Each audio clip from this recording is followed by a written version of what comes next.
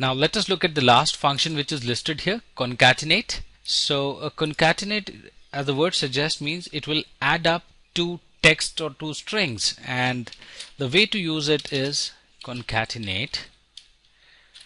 And let's say I want to join this letter called new. So this will be the first text, text 1, and let's say new with city. So what will happen is new and city will get joined together without a space. So let me enter it and show you.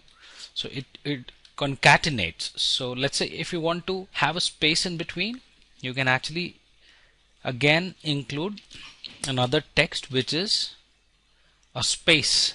So this is text 2 which is a space, and this is text 3 which is city. So and as we press enter, you'll find that the space gets joined together or concatenated in between new and city. So this is how you can use these text and string functions.